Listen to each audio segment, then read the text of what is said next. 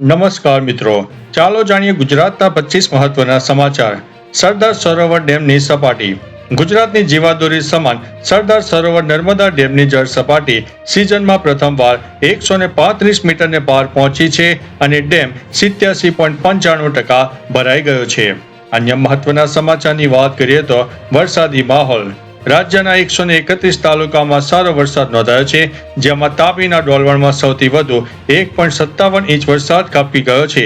આગામી 23 ઓગસ્ટથી વરસાદનો નવો રાઉન્ડ શરૂ થવાની હવામાન નિષ્ણાતોએ આગાહી વ્યક્ત કરી છે. અન્ય મહત્વના સમાચારની વાત કરીએ તો શ્રાવણ માસ અને સોમનાથ મંદિર. પવિત્ર શ્રાવણ મહિનાના પ્રથમ સોમવારે સોમનાથ મહાદેવના દર્શને ભક્તોનું ઘોડાપુર ઉમટી પડ્યું અને હજારો શ્રદ્ધાળુઓએ શીશ ઝુકાવ્યું હતું. આગળ વધી અને વાત કરીએ તો દ્વારકાધીશ મંદિર પર ધ્વજારોહણ. 80મા સ્વતંત્રતા પર્વ નિમિત્તે દ્વારકા ખાતે જગત મંદિરના સુવર્ણ શિખર પર ગજની ભવ્ય તિરંગા ધ્વજાનું આરોહણ કરવામાં આવ્યું છે. આગળ વધી અને વાત કરીએ તો નકલી દૂધનું કૌભાંડ. જૂનાગઢના ખડિયા ગામે નકલી દૂધ બનાવતા રેકેટનો પર્દાફાશ થયો છે. પોલીસે પામ ઓઇલ અને મિલ્ક પાવડર સાથે 60 લીટર નકલી દૂધ જપ્ત કરીને એક શખ્સની ધરપકડ કરી છે. આગળ વધી અને વાત કરીએ તો વિદેશી દારૂ પર દરોડા. અમદાવાદના નરોડા જીઆઈડીસી વિસ્તારમાં સ્ટેટ મોનિટરિંગ સેલ દ્વારા દરોડો પાડીને અંદાજિત 10.97 લાખનો વિદેશી દારૂનો જથ્થો જપ્ત કરવામાં આવ્યો છે.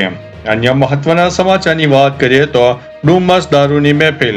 સુરતના ડુમસ વિસ્તારમાં આવેલી બેલીઝા હોટલમાંથી દારૂની મહેફિલ માણતા 6 વેપારીઓને પોલીસે રંગે હાથે ઝડપી પાડ્યા છે. આગળ વધી અને વાત કરીએ તો શ્રેષ્ઠ શિક્ષક પારિતોષિક.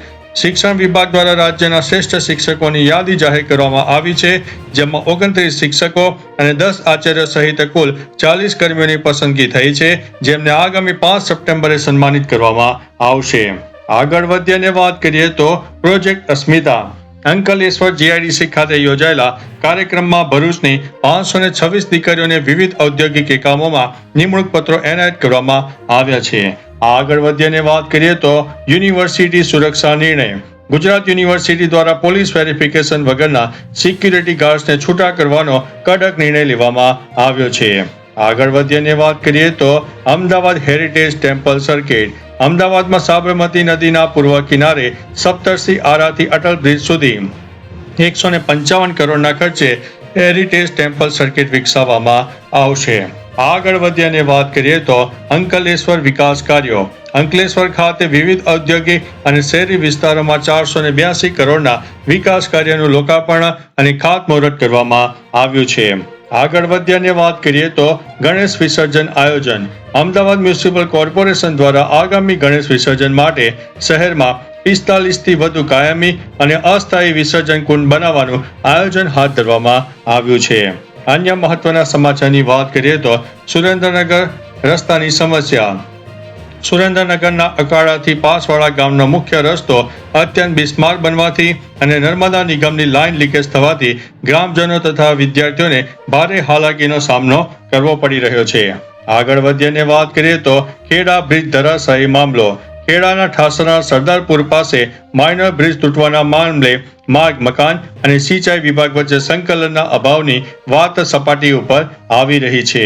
આગળ વધી અને વાત કરીએ તો અમદાવાદ એરપોર્ટ પર સોનું જપ્ત.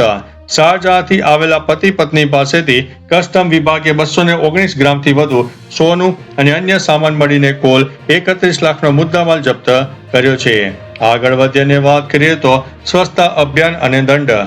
નર્મદા જિલ્લાના રાજપીપળા પાલિકા દ્વારા સ્વચ્છતા ન જાળવનાર 70 લોકોને નોટિસ ફટકારવામાં આવી છે અને વેપારીઓ પાસેથી દંડ વસૂલવામાં આવ્યો છે. અન્ય મહત્વના સમાચારની વાત કરીએ તો નવસારી દબાણ હટાવ પ્રશાસન. નવસારીમાં કાંસ પરના ગેરકાયદેસર દબાણો સામે તંત્ર દ્વારા લાલ આંખ કરવામાં આવી છે અને નિરાલી હોસ્પિટલ પાસેના દબાણો દૂર કરવામાં આવ્યા છે.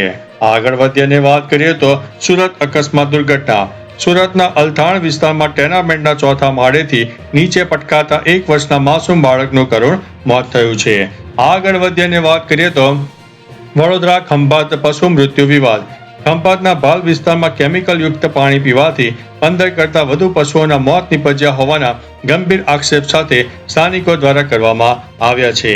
આગળ વધી અને વાત કરીએ તો Surat cyber fraud master mind પકડાયો. સુરત સાયબર ક્રાઇમ પોલીસે 1.5 કરોડના ફ્રોડના નાણાં ક્રિપ્ટોકરન્સીમાં કન્વર્ટ કરનાર મુખ્ય આરોપીને ઝડપી પાડ્યો છે. અન્ય મહત્વના સમાચારની વાત કરીએ તો બારડોલી સુગર મિલ ચૂંટણી. એશિયાની સૌથી મોટી સહકારી સુગર મિલ ગણાતી બારડોલી સુગર મિલની વ્યવસ્થાપક સમિતિની 15 બેઠકો માટે મતદાન યોજાયું હતું, જેમાં સહકાર પેનલ અને કિસાન પરિવર્તન પેનલ વચ્ચે કસોટીપૂર્ણ જંગ જોવા મળ્યો હતો. આગળ વધ્યાને વાત કરીએ તો કલોલ ઓએનજીસી પ્લાન્ટમાં આગ. ગાંધીનગરના કલોલ પાસે આવેલા ઓએનજીસીના પ્લાન્ટમાં અચાનક ભીષણ આગ ફાટી નીકળતા આસપાસના વિસ્તારમાં ભારે અફરાતફરી અને દોડધામ મચી જવા પામી હતી. આગળ વાત કરીએ તો આઈટી ક્ષેત્રે મોટા કરાર. રાજ્યના વિજ્ઞાન અને પ્રૌદ્યોગિકી વિભાગ દ્વારા અદ્યતન ટેકનોલોજી ક્ષેત્રની જાણીતી કંપની ઓટોમેશન એનિવરેબલ વચ્ચે યુવાનો માટે ટેકનોલોજી ક્ષેત્રે વિશેષ MOU સંપન્ન થયો છે. આગળ વાત કરીએ તો મિત્રો બંગાળની ખાડીની સિસ્ટમ અને વરસાદની આગાહી. હવામાન વિભાગ અને નિષ્ણાતોના જણાવ્યા અનુસાર બંગાળની ખાડીમાં સર્જાયેલા ડિપ્રેશન અને મોન્સૂન ટ્રફને કારણે આગામી 4 થી 5 દિવસ દરમિયાન ગુજરાતમાં વરસાદનો નવો સારો રાઉન્ડ શરૂ થવાની સંભાવના વ્યક્ત કરવામાં આવી છે. અન્ય મહત્વના સમાચારની વાત કરીએ તો સહાય અને યોજનાકીય સન્માન. નર્મદા એટલે કે એકતાનગર ખાતે PM કુસુમ યોજનાના અદ્યતન સોલાર પ્રોજેક્ટ અંતર્ગત ઉત્કૃષ્ટ કામગીરી કરનાર કર્મયોગ્યો અને લાભાર્થીઓને વિશેષ સન્માન કરવામાં આવ્યું છે. તો ચાલો મિત્રો, ફરીથી દેશ અને દુનિયાના સુપરફાસ્ટ સમાચાર લઈને મળતા રહીશો. ત્યાં સુધી અમને રજા આપશો. નમસ્તે.